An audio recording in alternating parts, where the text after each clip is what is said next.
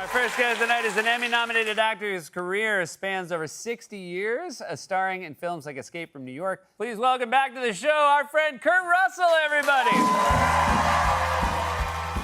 Hollywood told Kurt Russell his career was finished. Not through rumor, not through whispers passed along studio corridors, but directly to his face, from people with the power to make that prediction come true. He was a major star. He had the credits, the audience, the momentum. And he walked away from Los Angeles anyway. What happened next became one of the most quietly extraordinary stories in American entertainment history. A 6-decade career that defied every assumption the industry had ever made about what a working actor's life was supposed to look like. The year was somewhere in the early 1980s. Russell had already proven himself in ways that most actors spend entire careers trying to reach. He had shed the Disney contract that had shaped his adolescence. He had delivered a performance as Elvis Presley that earned him an Emmy nomination. He had worked with director John Carpenter on Escape from New York, introducing Snake Plissken to a generation that would never fully let that character go. By any conventional reading of the entertainment business, the next move was obvious. Consolidate. Stay visible. Work the rooms, attend the events, maintain the relationships that kept the phone ringing. Instead, Russell bought a ranch in Old Snowmass, Colorado, and told Los Angeles it would have to call him there. The reaction from inside the industry was immediate and unambiguous. People who occupied serious positions of influence communicated clearly. This was a farewell dressed up as a lifestyle choice. No major actor had done this. The entertainment ecosystem of that era was not merely centered on Los Angeles. It was Los Angeles. Visibility and geography were treated as the same word. An actor who chose to live in the mountains of Colorado was an actor who had decided, consciously or not, that the work no longer mattered enough to stay close to. The warnings Russell received were not gentle suggestions. They were industry verdicts delivered with the authority of people who believed they understood exactly how these things ended. Russell heard every one of those warnings. And then he loaded up and moved to Colorado. To understand the full weight of that decision, it helps to trace where Kurt Russell actually came from, because the distance he traveled before making that choice was not small. He was born on March 17, 1951, in Springfield, Massachusetts, the son of Bing Russell, a character actor who spent years playing Deputy Clem on the television Western Bonanza. Growing up in a household where the rhythms of performance were already part of ordinary life gave the young Russell an unusual fluency with the entertainment world. By age 11, he had already appeared alongside Elvis Presley in It Happened at the World's Fair, a 1963 production that placed him in front of cameras before most children had formed their first serious professional ambition. What followed that early appearance was something genuinely rare. Walt Disney himself noticed Russell. In 1966, when Russell was 15 years old, Disney cast him in Follow Me, Boys, a studio production starring Fred MacMurray.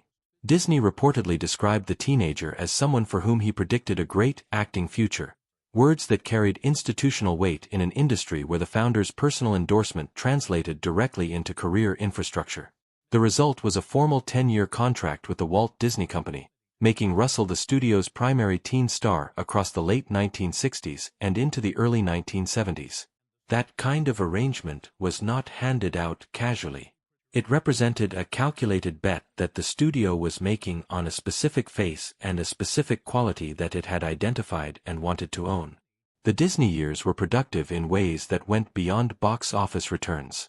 Russell appeared as Dexter Riley in the computer wore tennis shoes in 1969, returned to the character in Now You See Him, Now You Don't in 1972, and completed the trilogy with The Strongest Man in the World in 1975. None of these films were regarded as prestige cinema. They were family entertainment built for wide audiences, and they served that purpose reliably. But what they gave Russell was something no acting class could fully replicate: a decade of continuous professional experience inside a functioning studio system, learning how productions were constructed, how sets operated, how the machinery of filmmaking actually turned. He later described that period as his real education in the film business, and the sincerity in that description was not false modesty. It was an accurate accounting of what those years actually produced. There was, however, a second track running alongside the acting career, one that received less attention in the years that followed, but that shaped Russell's trajectory in ways that cannot be overstated. He was a genuinely gifted baseball player. Not a celebrity who enjoyed the game, not a public figure who played recreationally for publicity purposes, but a serious athlete who made it into professional baseball through the California Angels minor league system in the early 1970s. He reached Double-A ball at El Paso in 1973. That level of achievement requires a very specific combination of talent, discipline, and competitive drive that does not develop casually. Russell was, by any honest assessment, a professional baseball player who also happened to be an actor. In the summer of 1973, executing a routine double play, Russell suffered a rotator cuff injury that ended his baseball career before it could reach the major leagues. The injury was genuinely devastating. He had spent years developing toward that professional destination, and it was removed from him not by failure or inadequacy but by the random physical accident that every athlete lives in fear of. What the injury also did, however, was close a question that had been hovering over his life. He could no longer divide his professional identity between two pursuits. Acting was now the only path available, and Russell committed to it with the focused energy of someone who understood that second chances come with conditions attached. The transition happened at exactly the right moment. His Disney contract was concluding. New collaborators were entering his orbit, and a director named John Carpenter was about to change everything. Carpenter cast Russell in Elvis in 1979, a television film that required something the Disney years had never asked of him: physical transformation, emotional depth, and the ability to inhabit a legendary figure without disappearing into imitation. The Emmy nomination that followed was the entertainment industry's formal acknowledgement that something significant had occurred. A performer who had spent his entire professional life inside the safe walls of family entertainment had quietly become an actor capable of serious, complex, demanding work. That nomination was not a courtesy. It was recognition, and recognition of that kind opens doors that remain closed to performers who cannot deliver what Russell had just demonstrated. The 1980s that followed became the decade most permanently associated with his name.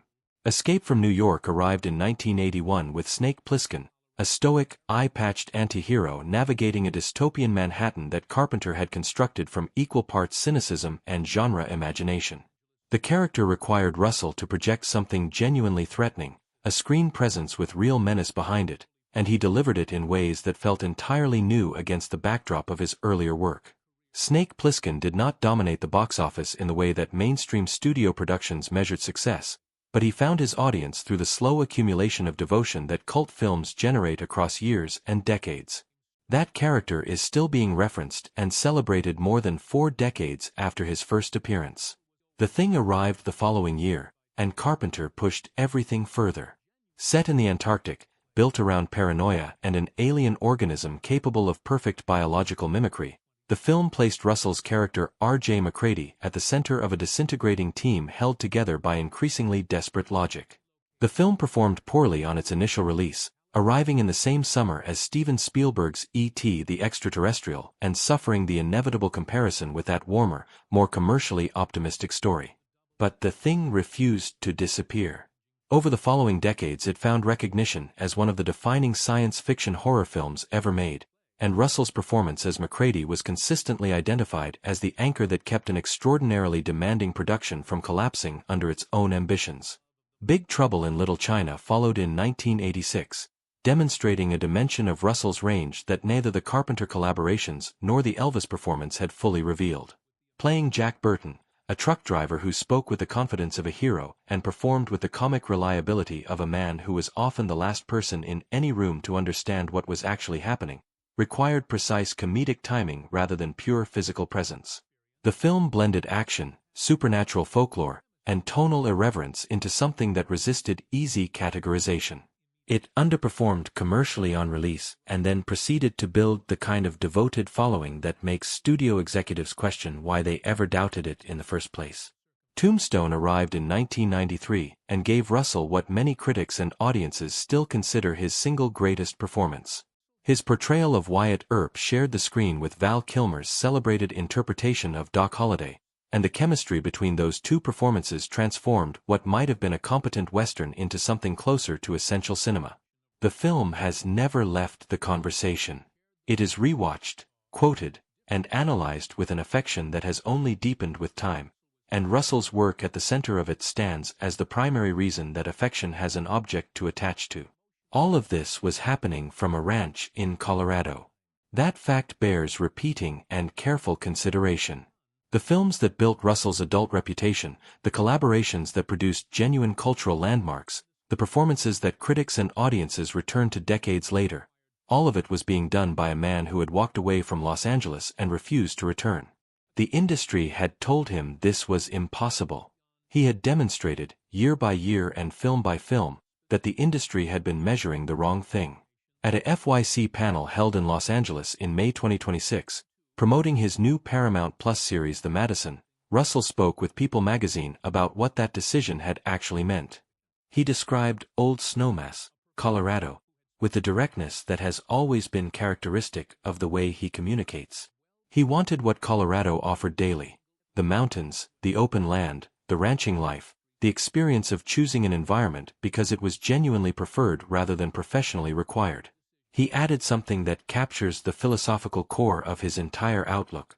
The people of Old Snowmass live there because they want to be there. He could not say the same about Los Angeles. That distinction, between choosing a place and being required by circumstance to remain in it, sat at the center of how he had always understood his own life and what he wanted it to contain. The ranch was not simply a personal preference. It became a generational foundation. Goldie Hawn, his partner of more than 4 decades, made that move with him. Their family grew up on that Colorado property. Their son Wyatt Russell, now an established actor in his own right, lives in Colorado with his wife, actress Meredith Hayner, and their children. The landscape that Hollywood predicted would isolate Kurt Russell and end his relevance became the landscape that an entire family chose to build its life inside, extending his original decision across time in ways that give it a meaning no single career achievement could carry on its own. Hawn, now 80 years old, has remained Russell's partner through all of it. The two never married, a choice that attracted persistent curiosity from media culture that tends to treat long-term commitment as inseparable from legal documentation. Russell has addressed that curiosity with the same calm clarity he brings to everything else. The relationship has endured not despite the absence of formal marriage but through the daily, continuous decision to build a shared life. That framing reflects something important about how he approaches all commitments. A contract, whether a marriage certificate or a studio deal, is a document. A relationship is something you choose again every day. Russell has consistently chosen the latter understanding.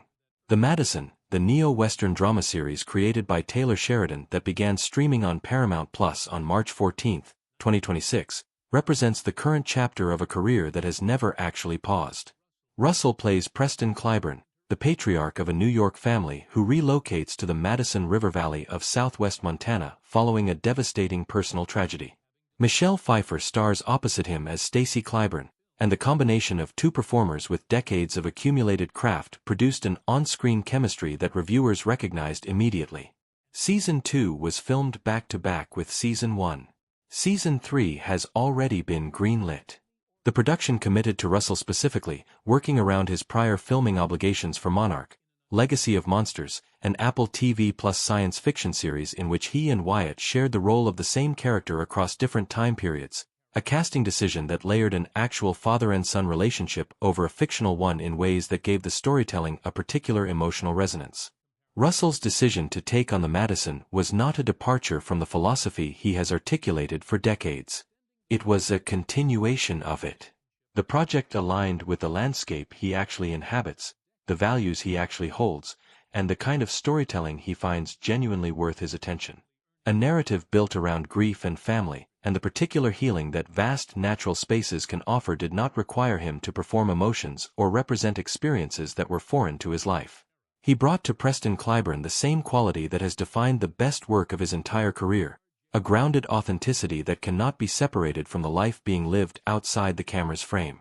At 75 years old, Russell continues to demonstrate what a career looks like when it has never been governed by anxiety. The films and series that populate his recent decades, Death Proof in 2007, The Hateful Eight in 2015, Guardians of the Galaxy Volume 2 in 2017, Once Upon a Time in Hollywood in 2019, entries in the Fast and Furious franchise, form a filmography that any actor half his age would be proud to claim as their complete body of work. Each of those projects came from a man on a Colorado ranch making selections based on genuine interest rather than visibility pressure. The absence from the Los Angeles social ecosystem that the industry insisted was mandatory for survival translated not into absence from major productions but into a different kind of presence. Deliberate, selective, and fully committed when engaged. What the warnings Hollywood delivered 4 decades ago actually revealed was a fundamental misunderstanding of what sustains a creative career across time. The people who delivered those warnings assumed that career and geography were inseparable, that the entertainment industry could only accommodate performers who made professional networking the organizing principle of daily existence. Russell tested that assumption not as a rebel, not as someone making a philosophical statement, but simply as a man who wanted to live in Colorado, and who trusted that doing the work well would prove sufficient. He was right, and the proof accumulated so consistently across so many decades that it eventually became impossible to argue with. There is something in the way Russell talks about Old Snowmass now that goes beyond satisfaction. It is a particular kind of recognition, the feeling of a person who made a choice that everyone around them doubted, watched that choice prove correct across decades of evidence, and arrived at the end of a long arc knowing that the doubters were measuring something that did not actually matter. He describes waking up to the sight of the mountains. He describes wanting to be in Colorado more than his schedule currently permits. He describes Wyatt living there now with his own young family, carrying the connection forward into a generation that did not have to fight for it the way Russell did. The ranch that Hollywood said would destroy everything became, in the fullest possible sense, the place where everything real was built. Not the career, though the career survived and flourished beyond anyone's early predictions. The life. The family. The 4-decade partnership with a woman who chose the same mountains for the same reasons. The son who grew up on that land and returned to it with his own children. The work that kept arriving because a performer who chose genuine interest over professional anxiety tends to bring something to a role that cannot be manufactured by someone making choices out of fear. Kurt Russell did not expose a secret when he spoke about leaving Los Angeles. He articulated something he has been demonstrating through action for 40 years. The truth about leaving Hollywood is not dramatic. It is not a rebellion or a manifesto or an act of defiance. It is the story of a man who decided that the life and the work could coexist without one consuming the other, who held that belief against significant institutional pressure, and who built 6 decades of evidence that he was right. The mountains are still there. The ranch is still there. The career is still moving forward. And at 75, with new audiences discovering his work through the Madison and Monarch, and with his son's family extending the roots he planted decades ago, Kurt Russell stands as a quiet refutation of every warning he was ever given. He did not sacrifice the life for the career. He chose both, kept choosing both, and built something that outlasted every prediction of its impossibility.